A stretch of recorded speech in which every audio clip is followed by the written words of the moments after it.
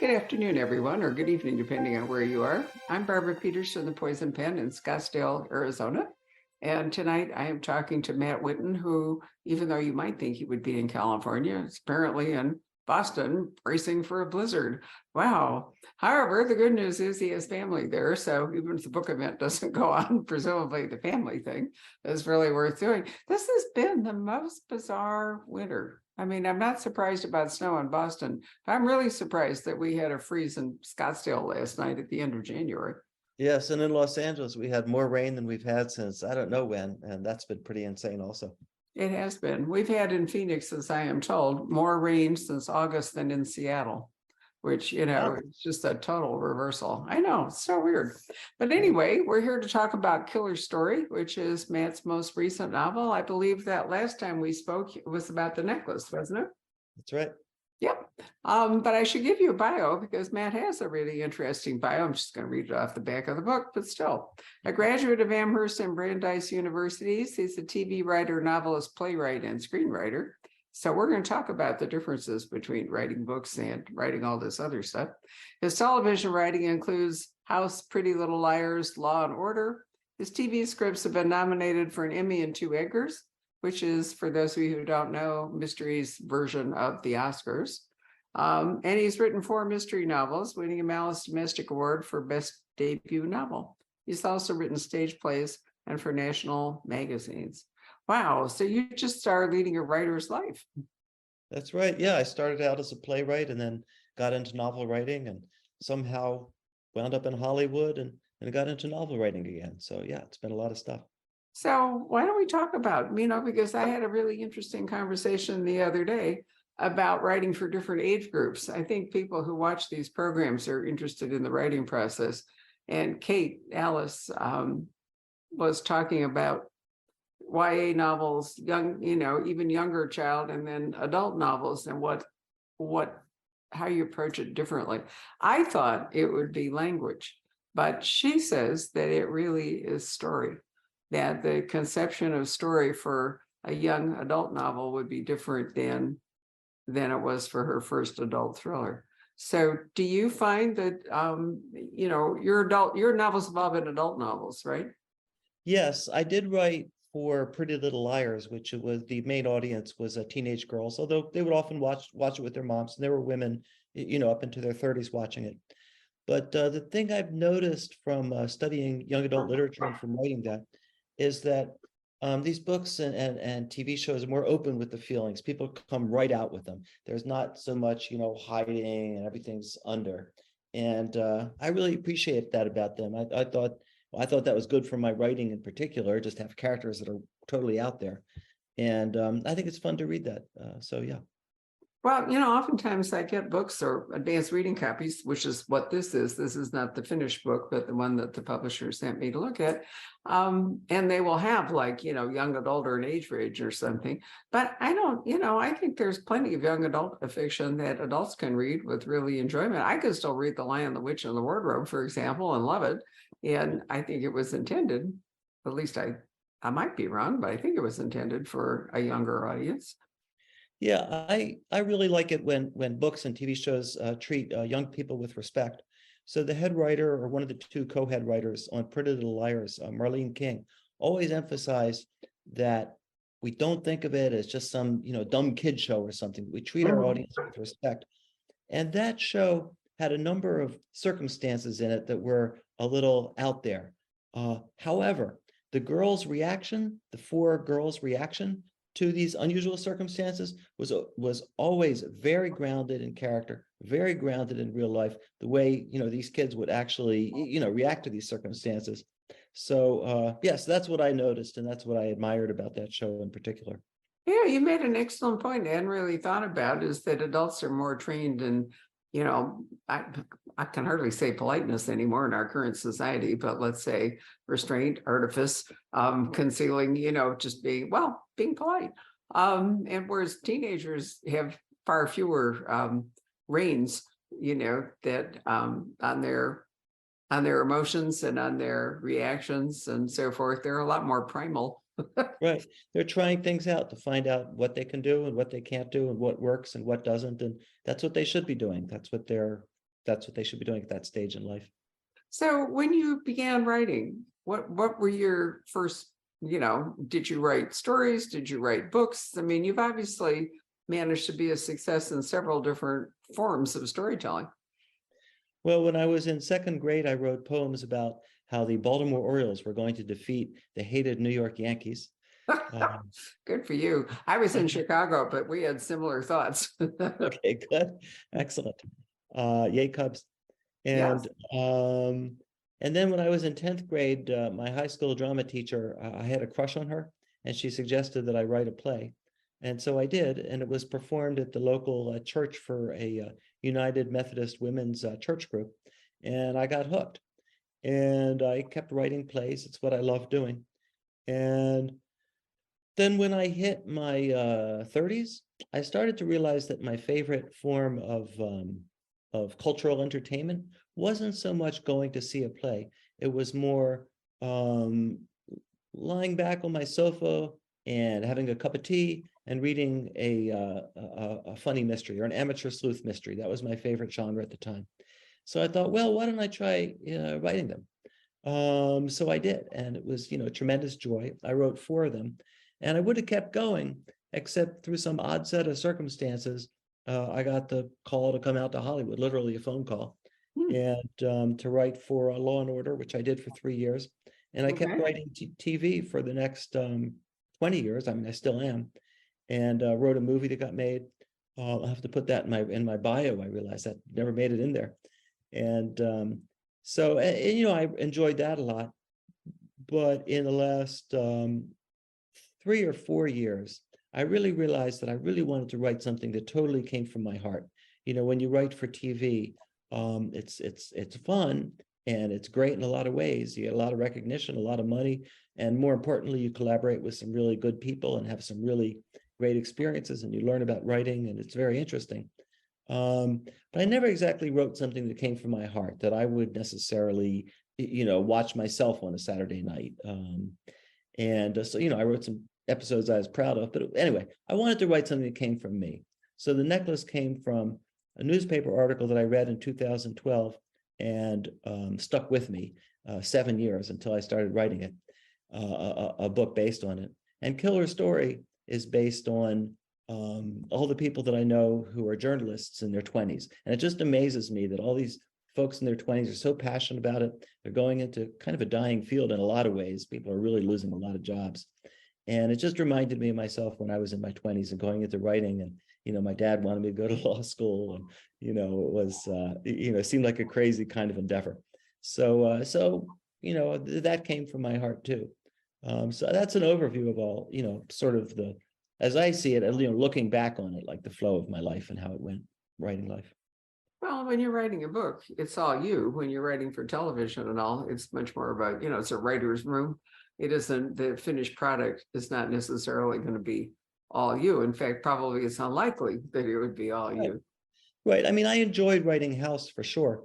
And he's a fun character. But, he's not the character I would have come up with necessarily out of my head. So it was great. And, you learn the craft, which is great. I always just enjoyed the process of writing the outline and having the action come to a peak right before the commercial. And then you figure out the flow of it to get the action to come to a peak before the next commercial, and just how everything works. And if you have 5 characters in the show, you have to make sure each of your main characters appears in each act. An act, the definition of an act in television is the interval between commercials. So you have to make sure that each character appears in each act. At least that was the way it was when I was writing House. Now I've noticed that some shows like I think it's called All of Us, the one about the 3 triplets. I think that's the name of it. They don't show one of the 3 characters in each act. Like, some of the rules of TV have changed over the years.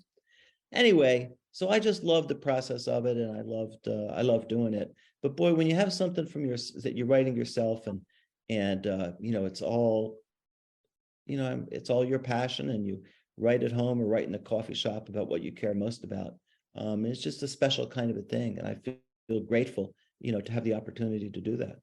I want to come back to Killer Story, but I'm going to digress for just a moment because I have to ask you, does long form television, which is, not I mean, theoretically not written for with commercials, let's say. I know Netflix is changing its model and all the rest of it, but if you're writing television that in theory is streaming without commercials, does that make a difference? Because now you don't have those segmented acts. It's a really great question.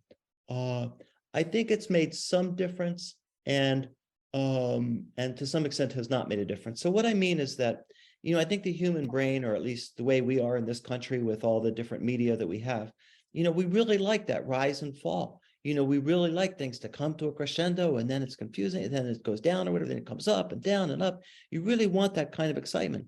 And to some extent, the way shows go with commercials kind of mimics the way our brains like to hear stories and process stories. So when I watch a Netflix show, I will see that there are the big turns, just like there are in network shows. So for instance, in network shows, they teach you that at the halfway mark of an hour-long show, that's your biggest change. Like ideally, there's a twist that throws the whole world on its head, that changes everything. Everything starts anew. And I've noticed that with Netflix shows and other shows, there often is a huge turn at the midpoint of that hour. So I think that they are similar. I don't think it's quite as rigorous. I mean, there might be one less big twist in a Netflix show, but they still have that same, pattern of twists. And when I teach TV writing, which I do at UCLA Extension once a year, I always tell the students, even if they're writing a show that they envision on Netflix, even if they're writing a show that they're going to use as a spec script and not have any commercial breaks in it, I always say, write it with the act breaks as though it were a network show, because I found that the students that do that come up with better scripts than the students who don't do that. That's interesting.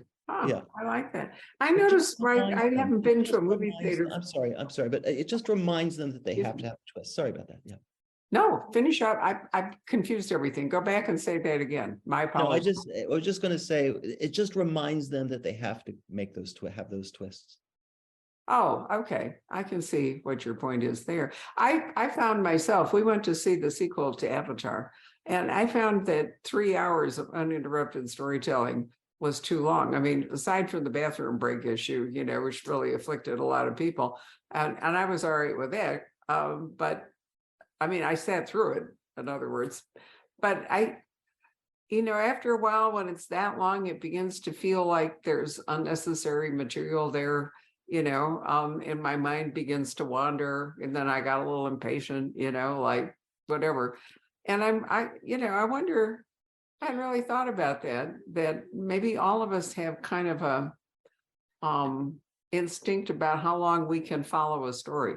There are people who read really big books, for example, at the store, and then there are people who reject them just looking at them, regardless of what the content might be. That's not the question. They look at like a 600 or whatever page book and they go, they don't want to put that much time in it. And I go back to feel to a large extent, especially if it's like an amateur sleuth mystery, or if it's kind of a lighter mystery, or just, mystery. Like, I might enjoy it, but I'm not going to want to read it for 500 pages. It just doesn't have that weight for me. There's going to be 5, suspects and then the killer. And I just don't want to invest the 500 pages in it. It just doesn't have it. But for other kinds of things like a family epic, a family saga, then I might be happy to read a 500, 600 page book. I was surprised at how many copies of War and Peace we sold during the pandemic, for example, even Moby Dick, where people did that. But it reminds me of Agatha Christie, who, her ideal book was 130 pages long, and her publisher made her pad. She wanted people to be able to read it between dinner and bed because of her complicated plots. And her publisher, the way books work, you have signatures with so many pages in them, and her publisher made her pad them to the point, because otherwise they had all this wasted paper. So they grew somewhat in size just in order to fill that. But I often thought she was kind of onto it, that she envisioned holding people's attention for a couple of hours, maybe 3, depending on how fast they read. And they could keep the entire complicated plot in their head because they weren't putting it down and, going back to it. There were no interruptions. I think that's great. I like short books. I read Antoine Wilson's book, gosh, I'm forgetting the name, but it was about 50,000 words and it was beautiful. It was just a great read. Yeah, So, well, we published Drive, which was not even that long. And I guess maybe it was 50,000, maybe just over 50,000 words, really, in theory, a novella, but it was absolutely perfect. The New York Times, Merlin Stassi reviewed it and just said, James Salas has written a perfect book, just the right length, the whole bit. Anyway, let's talk about Killer Story, because you have, I'm finding all of a sudden, Matt, we've talked to other people about this, that podcasters are becoming regular sleuths. Back in the 90s, when that whole woman sleuth movement was going on, Sue Grafton and Sarah Paretsky, Marsha Muller, all those people. And, woman after woman was a private investigator, usually had to have either a family member or a boyfriend in actual law enforcement, because, you can't arrest people if you're a private investigator now, but it was the whole thing. And now it seems to me that the thing is podcasting, and especially true crime podcasting. Have you, said, I mean, it's true in the real world, but did you tap into that for this story, that idea? well, I think so. I've been interested in that genre ever since Serial, really. And it's, there are many genres in podcasting, obviously, but one of them is the genre of like the young, idealistic woman who's going to right wrongs about this past murder, about this cold case murder. And Serial was the first one that I'm familiar with in that genre. And since then, there have just been a lot of them. Cincinnati Enquirer did one called, I think, Accused. There's one called Convicted. I've listened to probably 10 of them. They're just all over the place. And I mean, it's a great genre. It's very successful. And I think it's you have a great heroine in these books, and they're great stories. Another thing I find interesting, and this is partly because I've been on some podcasts as a guest recently, just how many of the podcasts have as the host somebody who experienced some terrible crime in their childhood. Their aunt was killed, God forbid, or something else like that happened. So I think that's another element. But yeah, I mean, I think that's what I tapped into for sure. Podcasts are extremely successful. It still amazes me that people were talking 10 or 15 years ago that radio was dead. I know. Isn't Yeah. that the truth? It's absolutely come back. I just Yeah. find it hilarious. But anyone can be the entry level to be a podcaster. All you have to do is really have a microphone. And, it's much, much harder to publish a book than it is to set up a podcast, for sure. And Right. I think some people go into it to make money. Some people go into it for personal reasons. And I have to admit that I sometimes wonder how people have time to listen to so much, but my life does not involve commuting, for example. And I can certainly understand that if you were, like in Los Angeles, for example, or, and you were doing a significant amount of driving, that a podcast would be, engrossing in an excellent way to absorb whatever it was you wanted, whether it was just storytelling or whether it was, unraveling crime or emotion or some such thing. But you're right, it's sort of replacing the car radio. Or remember the tapes where we used to have, the 8-track tapes, and then we had the CDs and all. And we're back to podcasting. And I wonder if audiobooks, I hadn't thought about that. I wonder if audiobooks has kind of conditioned people to listen to stories again, like the radio once did. Right. Yeah, I think definitely audiobooks and podcasts have gone hand in hand. Now, it's tremendous when you're commuting.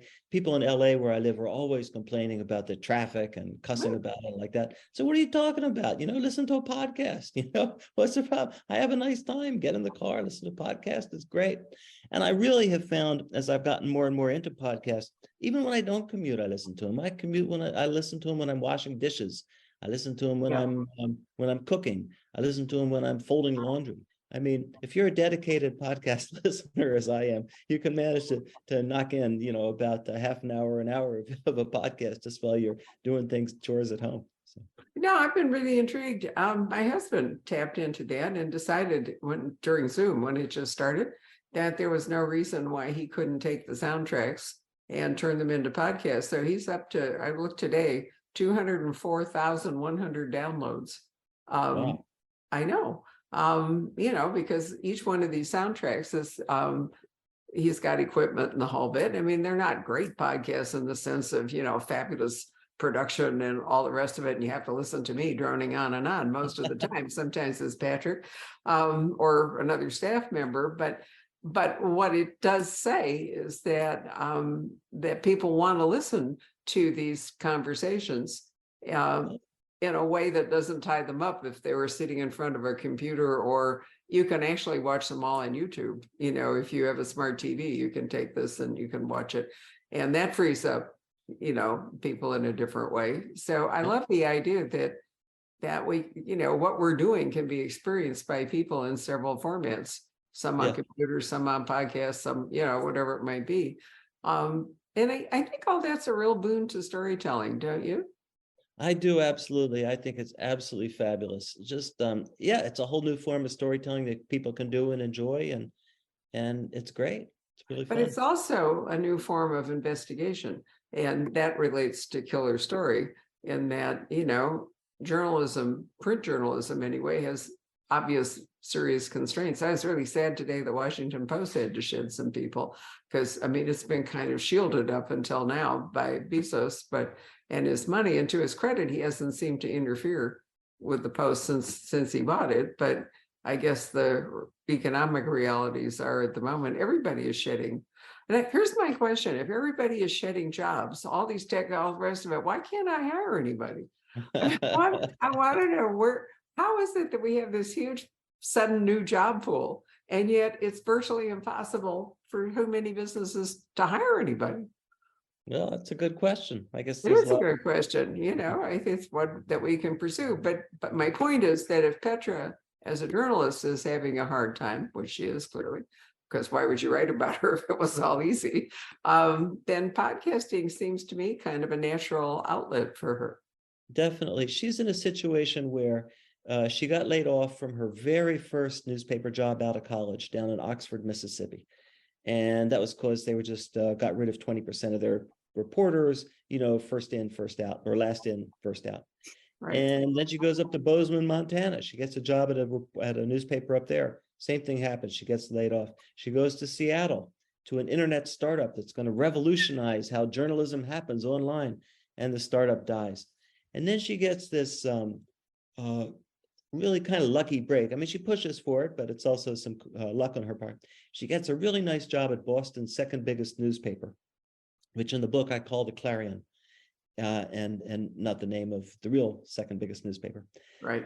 So she gets this job at the Clarion, and then she thinks she's doing great. She goes in to see her boss. She thinks the boss is going to tell her how great she's doing, and the boss lays her off, and she's just crushed.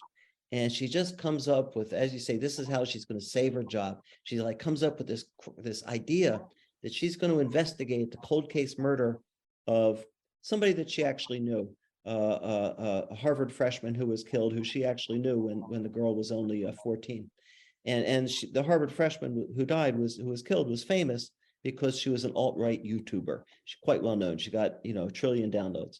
So she convinces this guy to let her, work as a podcaster. And she's trying to save her career. She feels like she's been laid off, 4 times. She's going to have a stink on her from all that.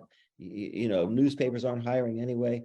The statistics on newspapers are crazy. I read this one and it just amazed me. I had to read it twice. 2 newspapers die in the United States every single week. 2 newspapers. We've lost a quarter of our newspapers, and in a few years it will be a third. 28,000 journalists got laid off last year. My friend who works at the newspaper in Glens Falls, when he started, there were 50 reporters. Now they're down to 8. So, she's like, she has this passion for journalism. She loves it. When she was a kid, some things happened that made her understand the power of journalism for good and how it can really be good. And that's just her dream. It's a dream she's had this whole time. But when this happens, she gets, laid off again and again and again, which, by the way, I'll just digress here and say, as a TV writer, we all get laid off. So I've been laid off in the past 20 years 4 times. And sometimes it's for something, just the show gets canceled. And sometimes it's new head writer comes in and hires all his own people. Whatever the reason, it's kind of affects you pretty deeply. So that's when I speak about coming from my heart, like Petra just comes from my heart. I know how she's feeling. I know where she's coming from. So so now she's got this opportunity to rescue her career with podcasting, with the investigating a cold case. And when it doesn't go well at first, she has to do anything she can to make it go well. And sometimes the things that she does to make it go well are not very morally good things, I'll say. They're not at all things that you would want somebody to do. And partly it comes from really wanting to solve this murder because she loved this girl. And partly it becomes she's just trying to rescue her career. And her mind, her soul, it gets all confused about how she is. And that's her story in the book. And that's really, the book story about the journey of this girl who starts out, young woman who starts out idealistic, and then maybe gets brought down kind of by the vicissitudes of life. And, not to spoil too much, but she will get redeemed at the end, but she has a definite journey to follow. Well, she's highly motivated, which, you'd have to be to do all that. And, it's an interesting juggle for the reader because, she's the protagonist, the, point of view character and so forth, and you want to root for her all the way through. But, if her actions become somewhat questionable, then the reader has to suffer some of the same moral quandary or dilemma. It's like Miss Marple, who, never put a foot wrong. And I think that's an interesting part of modern crime fiction is that, characters are certainly not all black and white, but, beset by the same sorts of things that the readers are, which, perhaps creates a bond. We had an author that we published at Poison Pen Press before we sold it, who was a newspaper man to his absolute core. And, he was laid off eventually from the Arizona Republic and went to Seattle and worked there for a long time. But again, and I thought, it must be awful to be working in basically a dying industry and maybe not be able to make the leap to podcasting or whatever new form. And then, you read about, well, I don't know if everybody does, but you read about the George Santos, this absolutely insane, fabulous and you recognize that the little local newspaper were the only people who looked into him and realized that he was, in fact, please, resume embellishment. I mean, that's like anyway, That is an amazing story about him because, like you say, and most people don't know this, but like you say, that small town newspaper got a lot of the story. They found out the guy was everything. They found out the guy was a bum, he's a liar, everything, all this stuff. And they got most of what the New York Times got in their big scoop. It was crazy. And people just didn't pay attention. Bad enough newspapers are dying, but the ones that are still here, you should at least pay attention to them. I agree. It made me realize that, that the newspapers have lost their power too, because probably the local people were busily, on Twitter or watching, who knows. But, what's terrifying is that neither party, neither the Republicans nor the Democrats did any vetting of this guy. It was up to this little local newspaper. And that's one reason it's so tragic that we're losing all these, local papers that actually did local stories, that looked at people like him. Now he's a national story, but, originally he wasn't. And if people had paid any attention, he wouldn't have become a national story because presumably the Republicans would have recognized they shouldn't be running him. And, so it's harming our society on so many levels to be losing that. And I think it's one of the reasons, that we're in such political chaos right now. None of us have local sources we can trust. I agree. And even the stories that might seem like they're a little bit boring, like school board meetings or zoning board meetings, they can be incredibly important. And you got to have the resources in place and the journalists in place so that when a really important school board or zoning board story does happen, a story that, zoning board involving bribery or school board involving book burning or censorship, you really have the people that can really explain what's going on. And you got to have that infrastructure in place. Yeah, and rally community meetings and so forth. So, I keep hoping that, I realize that the economics of print journalism are difficult, but it would be great if there were a better respected, better governed, you know, internet. And unfortunately, it's much, much harder to vet any of the stuff that goes off on over the air because newspapers were edited. That's the other thing. They had actual people there, you know, who assigned stories, looked at stories, you know, edited stories, took responsibility. Yeah. And, you know, even with the podcasting we're talking about, if there's no editor, you know, there's then the podcaster is only accountable to the podcaster and, you know, possibly the audience. But, you know, it's hard to, you can't have the same confidence that you Yeah, could have. I guess in- if I want to be optimistic, I would listen to our older son, who says that you know, things are going to shake out eventually, so that journalism is going to be just as strong and just as powerful, because the need to know these stories and the need to tell these stories, you know, is just as strong, you know, in the human heart as it's always been, and it's going to, you know, it's going to work out because we need these things, and it's going to work out, and the economics will find a way, the journalism will work out so the journalists can make money again. So that's his faith both in technology and the future. So I try to hold on to that. I've heard other people say that too. A friend of mine who works for the Pew Research Foundation, who's a journalist. Anyway, I hope that this optimism will be well founded.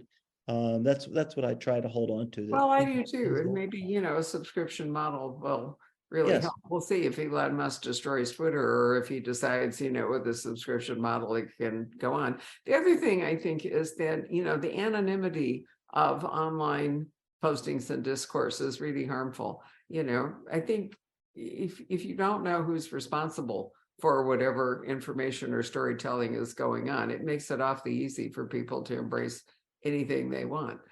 So, you know, good for Petra that, you know, she actually has a mission, yes, you know, a dual mission, save her job or create a new job, whichever one, you know, on that path, but also solve this case that nobody has solved. And cold cases generally aren't solved until somebody comes along and kicks it back into gear.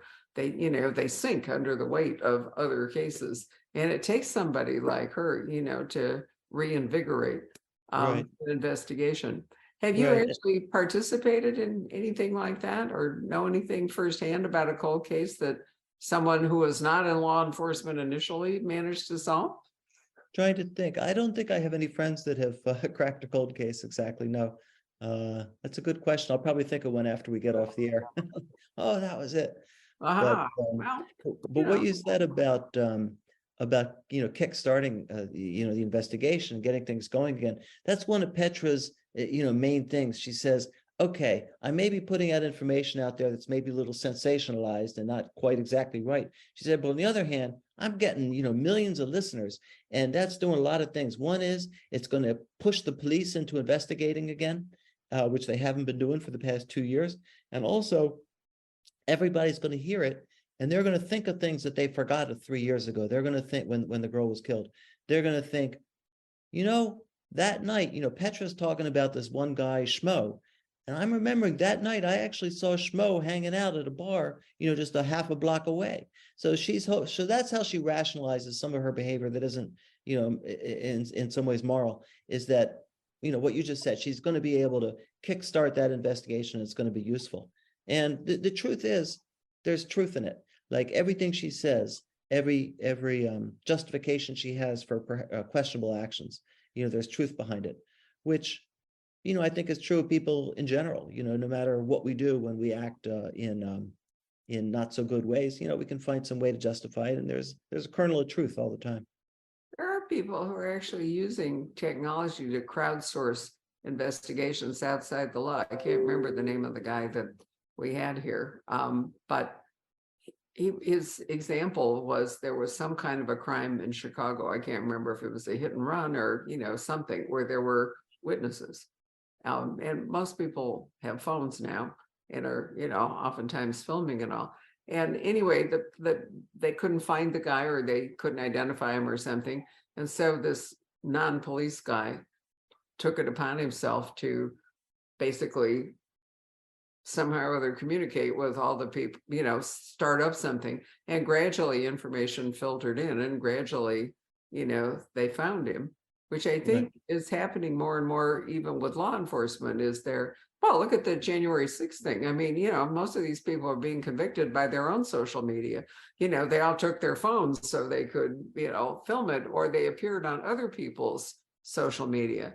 And it was, we had a riot here in Scottsdale a while back. It was a smash and grab. And they caught everybody because, again, they were all, you know, either filming themselves or filming each other or posting it in places. And so it wasn't that difficult to eventually identify who they were. And, you know, first rule of criminals should always be now, leave your phone. Do Yeah, not right. take your phone when you go. But so what Petra does is really, you know, other people are doing that. It might be putting the cat among the pigeons, might feel like it's unethical or exposing people, but the truth is it seems to be happening all the time now. Yeah, I think so. I think And we've all given up privacy, you know. I mean, as soon as you have a smartphone, basically your privacy is gone. yes, yes, I think that's a battle that we're definitely losing in our society. The effort to keep our privacy. That one I don't think will turn around. Yeah, there've been, you know, I'm trying to think what mystery novels have been written on the subject of crowdfunding, but certain crowdsourcing murders. But certainly there've been some TV shows that have tried it. A lot of TV episodes have been based on Yeah. it, but And true crime. There's been some true crime. Whoever this guy was actually had a fairly large nonfiction bestseller, you oh, know. cool, I cool. can't think of his name, but the only thing that really scared me is when he was doing the event, he was encouraging people there to do the same thing. And I wanted to say, you know, no, it's really not a good idea. And most of the time, the police won't really welcome your contribution, even if you think they will. But there we go. So, Matt, what are you working on now? I'm assuming because Killer Story, once again, pointing it out, is already out. Are you at work on a new book? Yep, yep. I'm working on three things. One is a book that actually my agent is going out with next week called Brainstorm, and that's a new book about a young woman who's a brilliant neurologist who goes out on a blind date and gets kidnapped. And it turns out that the bad guys are after a weapon of mass destruction that she herself accidentally created during her Ooh. research as a neuroscientist. So that's a lot of fun. And I'm starting on my next novel. And also, I just wrote a pilot for NBC. Me and a showrunner named Charlie Craig just got hired to write a pilot for NBC. So we just completed that. And then I just got hired to write a Hallmark mystery movie. So I'm writing that. It's based on the book A Dark and Stormy Night by Julia Fleming. So those are my three projects right now. Wow. Writers are just, I mean, you know, is part of it, is it a constant hustle? I mean, do you Yeah. sympathize with Petra in the sense that, you know, you're always sort of looking for work? Yeah, kind of. I mean, it's nice to be a novelist because you have so much control over it. You know, I can start a novel anytime. I have started one after Brainstorm. That's my fourth project, but I didn't want to talk for too long. But no, it's well, for instance, the NBC pilot. That's an interesting one because NBC, you know, paid us, you know, a good amount of money to write it. But the funny part is, NBC hires a lot of people to write pilots, and most of them they don't shoot. So you Right. get really into it and you write the best pilot you can possibly imagine. I really think it's great. But then if I look at the numbers, and NBC has actually said some things that make me think we have a good shot. But if I look at the numbers, it's like, okay, they actually shoot 1 out of every 9 pilots that they pay somebody to write. And then after they shoot the pilot, only 1 out of every 2 makes it to the air. So actually, when we write this pilot that we're so excited about and I think is great, okay, it's a 1 out of 18 shot if I go strictly by the numbers. I think that's the accurate thing. So it's like every project that you write, you put all your passion into it and then you let it go. Hallmark is a little bit different. Hallmark, I think, you know, they maybe shoot like, I don't know, 4 out of every 5 movies that they hire people to Right. write. No, I can imagine it's safer, but that leads me to ask you, if in fact you write a pilot and it doesn't fly, can you take the core idea and turn it into a book? Are you allowed to do that, or do they own it?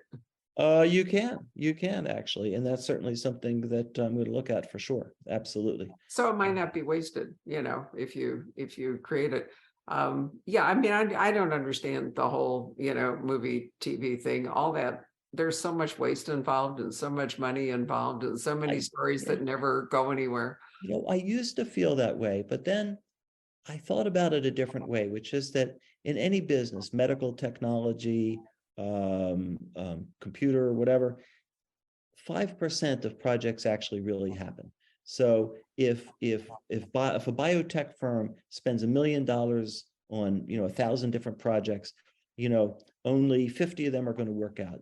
1 out of every 20 is going to work out.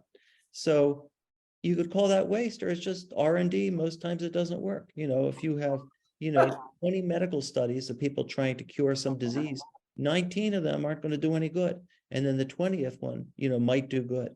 And so that's how I feel about like the TV business. Yeah, you could say, well, it's kind of weird. They're ordering 18 scripts or 20 scripts just to get, one show out of them. But it's like, it's hard to do R&D. And that's what this is, research and development. And yeah, they all, a lot of scripts sound good. And then you actually get the scripts and they're not good, and so then you find that one diamond. So yeah, I used to think of it as waste, and actually a lot of people in my business view it as waste, and they say, oh, we need to figure out a better way to develop pilots, develop TV shows. And in the 20 years that I've been, in the TV business, they've been saying that for 20 years. And sometimes they try other things and it never does any better than what they had already. So I think that's just a fact of human life. You have 20 ideas and in that sort of field, and one of them turns out good. Well, R&D is a reasonable analogy. I can see, that is a constructive way to look at it. If we had time, I would talk to you about House, but what an amazing show. Did you write all of it? Were you on it the whole I ride? wrote for 2 years. I wrote for House and really Wow. loved it. Really, really brave show, I thought. Talk about a flawed main character. That definitely had one. Definitely so. But of course, you also had Hugh Laurie, who could make it, feasible. Jacob, come and join us before we run out of time and let us know if there are any questions. We may have exhausted the whole audience. Who knows? There you are. Yeah, there's a few questions here. How did your writing process and or publishing experience change between The Necklace and The Killer Story? I don't know that it changed that much. My writing process was, the same as it always is. I just wake up, take a bicycle ride to the coffee shop, talk to some friends, write for 3 hours, come home, have lunch, run some errands, and then spend another couple hours writing. And it's just what I did when I was before The Necklace was sold. And I think that's true with any, successful writer who's sold a bunch of books or whatever. They just keep doing what they do. They don't get distracted. I'm sure Robert Crace, it has the same essentially writing patterns that he did when he was writing his first book. So I don't think I can't offhand think of any ways that having been published, having had that novel published, made my writing process different on the second one. Okay, great. What kind of research did you do for this novel particularly? For Is there Killer anything that you Story, read into, or? For Killer Story, I think I mentioned that I have several friends in their 20s who are getting into Right. the field. So I talked to them extensively about what their jobs were like, what their first job is out of college, and what their career path is, during the first 10, 20 years of their career. So that was one sort of research. Another sort of research that I did was the main character of Killer Story is a first-generation immigrant. And unlike most first-generation immigrants, she kind of goes for the stars. Like most, this is a gross generalization, but most first-generation immigrants like try to get that job as a sanitation worker or a police officer, or a teacher, something solid and middle class. And then it's their kids maybe who reach for the stars. But this was a different character. She reaches. So that's based on a young woman I know who was following that life pattern. In terms of my murder victim, who's an alt-right extremist, I watched a lot of YouTubes of alt-right extremists and also researched how people get sucked into that kind of thing, whether it's QAnon or to be honest, it's just my opinion, ISIS, but whatever it is, how they get sucked into this kind of extremism. And then with podcasts, I just listened to a trillion of them. Oh, and I did talk to some podcasters to find out about the economics of podcasting, like how much you get for each ad, for every 30-second ad, what that's worth, and just what that career path is like for podcasters. So I had 2 podcaster friends who helped me. So it was all fun research. I mean, this was an easy one. And as I say, Petra herself was easy to research in some ways, just because I had some of the same life experiences as she has. So those are some of the different ways that I learned what was going on. Right. Did you have a favorite show that you've worked on over these years? It's a great question. And here's the thing that I've noticed when I talk to other TV writers or when I read other TV writers, and this is really, really fascinates me.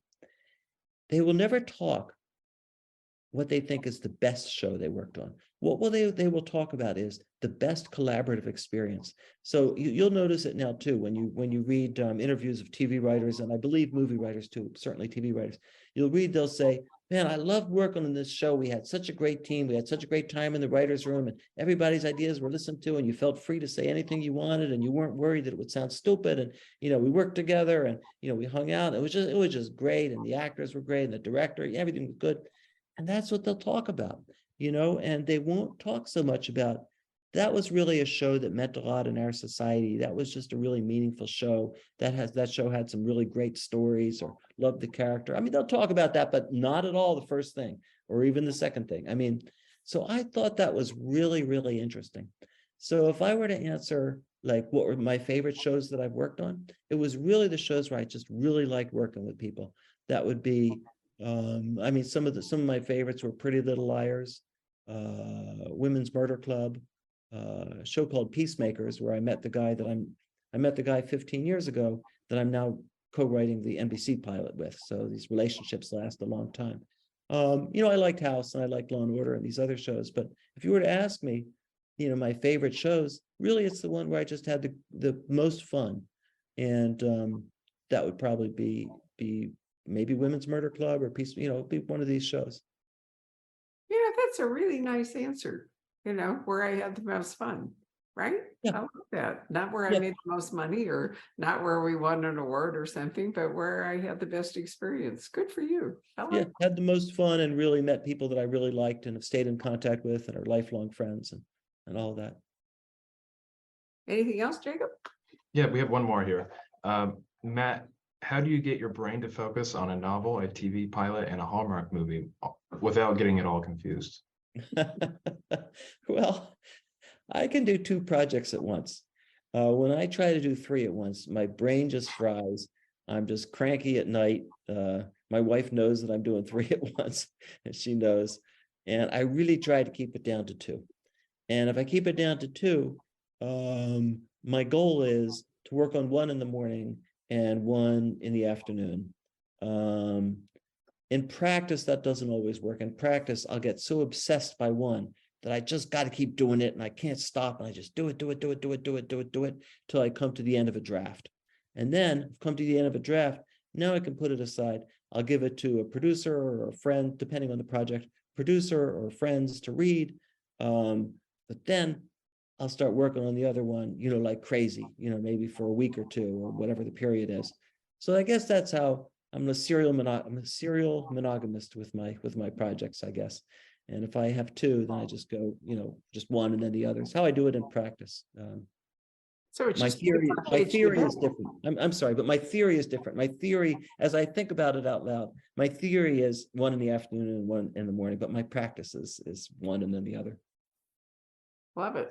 Well, all right. Thank you, Matt. It's really been a fascinating conversation. Now that I know you wrote House, I'm likely to devil you because I have many unanswered questions about House. Jacob, did you ever watch House?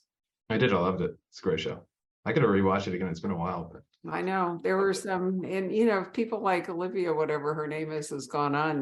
There were characters in House that have gone on to do interesting things. I thought the moral dilemma around her and her genetic disease was in many ways the most painful of all in the and the one where I empathized or sympathized least with House.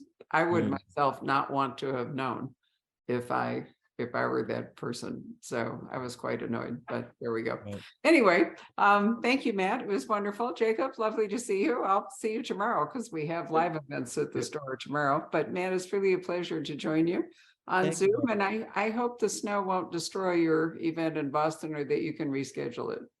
Thank you very much, Barbara. I enjoyed talking with you, and You thanks. bet. And if not, you can direct people towards, I'll send you the podcast link and the video links. So, you can direct people that way. Okay. Yeah, that'll work. All right. Good night, everybody. Thank you. Hello. We hope you're enjoying our programs and podcasts with authors. We'd like to expand them, and your help would be appreciated. Please make a donation at poisonedpenfoundation.org. 100% of the proceeds will go to help connect authors with readers in this difficult time. Thank you.